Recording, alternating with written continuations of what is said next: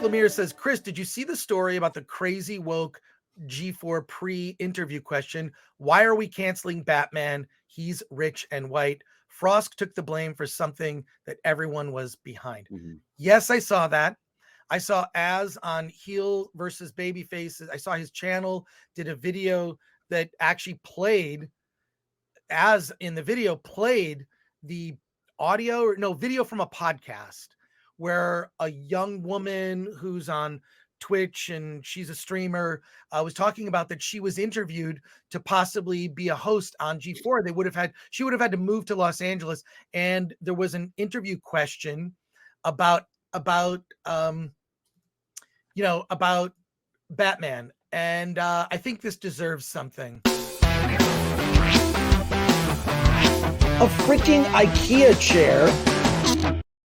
All right, I got to do a rant about this. Okay, so G4 collected all these people to be a part of the new network, and they went through an interview process, right? And I was told that they were asking questions. This is what I was told, that they were potential hosts were being asked questions about whether they had good geek knowledge. Did they know their nerd stuff? Now, not everyone can know everything. Some people are more well-versed in comic books, or more well-versed in video games, more well-versed in movies, or tech, whatever it is.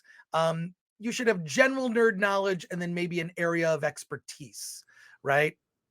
But people were asked the question, why should we cancel Batman? Not if we should cancel Batman, why we should cancel Batman. That is what they call in the legal profession a leading question. You are leading someone towards a conclusion that you want them to make and then give their response. And apparently when this young woman was asked this question, she was a bit confused because, well, she liked Batman and she didn't want to cancel Batman. That's an incredibly leading question that the answer is because he's rich and white. There has been on the internet efforts to quote cancel Batman because he's a rich white man, right? And that is now the enemy du jour. That is the last couple of years is just vilified. You're a rich white man. You're automatically pure evil, which is fine. It's good work for actors, in fictional movies and TV shows. But canceling the character of Batman because somehow you disagree with an aspect. I think actually that Bruce Wayne's wealth is sort of a point of it's a burden for him, right? Like it's something like he has to put on airs and pretend to, he's philanthropic, but he has to sort of have this public image that he puts forth. His mind is all about like, what am I going to do to, render justice in Gotham City. By the way, we could really use Batman right now in Los Angeles, which is incredibly crime-ridden at the moment. I don't have a single friend now who lives in LA that has not experienced and or witnessed crime right out in the open. This is how bad things are. Okay. So and I personally take offense at this. If I was asked this question, I would probably do a redirect and I would probably say something to the interviewer to test their own knowledge of the character of Batman. The person who was interviewing this young woman went on to ask if there were other superheroes that needed to be canceled or whatnot. I think that by asking these types of questions, they were looking for certain types of people. So in a way, by asking these questions, and the thing is this, look, I only address this because you asked me and because I had nothing to do with the new G4. I had nothing to do with it. At one point, I was asked to be a part of the reunion, and then I wasn't part of the reunion. So, make of that what you will. Some other people were even telling me that when people brought up in the chat the Attack of the Doc documentary that I was making or my name came up, they deleted comments. This was confirmed to me by several people who said, hey, they're deleting comments about you and the documentary. Okay, fine, fair. But I will say that just learning this, one, I'm offended because I love the character Batman. Two, I know in particular that people behind the scenes at G4 love Batman, and the character. In fact, they did recurring bits on the old Attack of the Show with Batman and Kevin Pereira, hysterical bits. But I feel like by asking those types of questions, they were filtering people to get certain types of hosts that were about a certain type of ideology. And part of that was to, in a way, kind of make amends for what they perceived. I'm not saying there was even a need to make amends for what they perceived to be things that they were embarrassed about in the past. The sexualization of women. There was a segment on Attack of the Show called MySpace Girl of the Week, where they would pick a girl who had sexy photos on MySpace and they would talk to her. They would interview her, right? There were other segments that, of course, Olivia Munn has famously done, and Olivia was up for whatever, but I will say in Olivia's case, also on a personal note, Olivia, it was amazing to work with her. She was so professional. She was, next to Kevin, probably the best person doing improv on that show. She was up for a bit. If it was funny, if it made fun of her, she ran with it. If it made fun of the show, she ran with it. If it was made fun of Kevin, she ran with it. What separated Olivia from the other hosts that they chose to hire on the new G4 is Olivia had a sense of humor about herself. And I believe that everyone on the old Attack of the Show had a sense of humor about themselves. And that is very important. If you're going to do a show where you're trying to entertain people and make them laugh. Okay. So I like to think I still have a sense of humor about myself. Whatever you do, Alan, do not play that video of me as a superhero. Alan, if you do that, Alan. Of course I won't. Alan. Hold on. Play the music. Cue the music. If you play that. Alan. I did it there. Take that. All I'm saying is, if I were hiring for the new G4, I would have hired people that have a sense of humor about themselves. I would have hired people who had diverse opinions about politics, really wouldn't have cared much about what their politics were.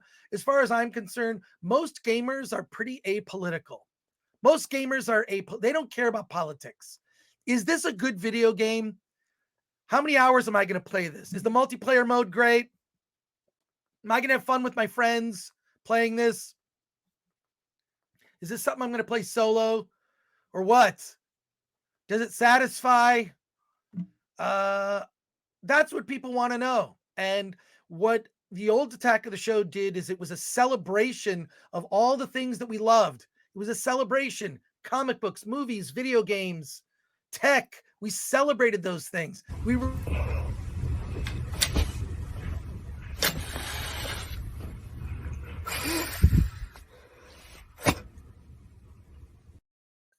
Celebration. It's pretty fun, isn't it, Alan? But it was a celebration of all those things, and we were united because we celebrated those things. And I think that we've become divided because you don't fit my politics, or you don't fit my this, or you didn't like the Star Wars movies that I liked, or you didn't hate the Star Wars movies that I hated. And I'm tired of that attitude. And part of my reason, 2 reasons for making the documentary that I made, Attack of the Doc, which you will all be able to see early next year. Believe me, you're going to be sick of me talking about it. I'm not bringing it up anymore. If we get any more questions about it, look, just go to attackofthedoc.com or follow Attack of the Doc on social. It's Attack of the Doc, DOC on social media. I'm going to be talking about it a lot. There's 2 reasons. One, I wanted to preserve the legacy of the old G4 because I really believe that what the old G4 and Attack of the Show did was something that was pioneering. It was ahead of its time.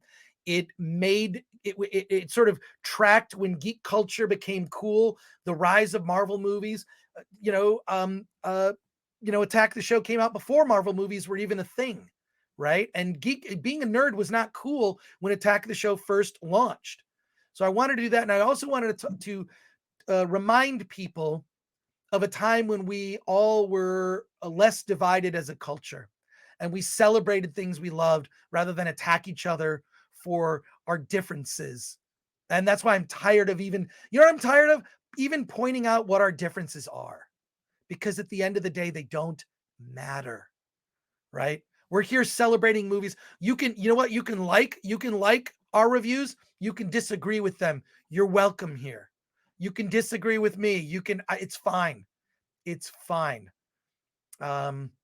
So, 69. it's just, you know, the new G4, they made a choice to go a particular path with who they chose to hire. And that was their choice to make. As far as the canceling Batman. So not only did they ask a question where they were vetting people, they asked a question about a character that's near and dear to my heart. I have a Instagram. I have an Instagram called well, I'm on social media. I'm that Chris Gore, and on Instagram I have an Instagram. I'm on Instagram on that Chris Gore. I also have an Instagram, Bat Chris Gore, where I just post photos of Batman. It's my happy place. I post photos, weird artwork, toys, graphics, videos. It's just everything Batman. I try to post once a day. I've fallen off a little bit recently, but follow Bat Chris Gore on Instagram.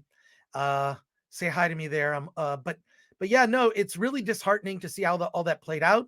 I knew a bunch of people who worked there because they were from the previous G4, but I'm surprised that people who worked on the previous G4, the legacy G4 and Attack of the Show, didn't recognize that the landscape has changed, and they chose to go down that path.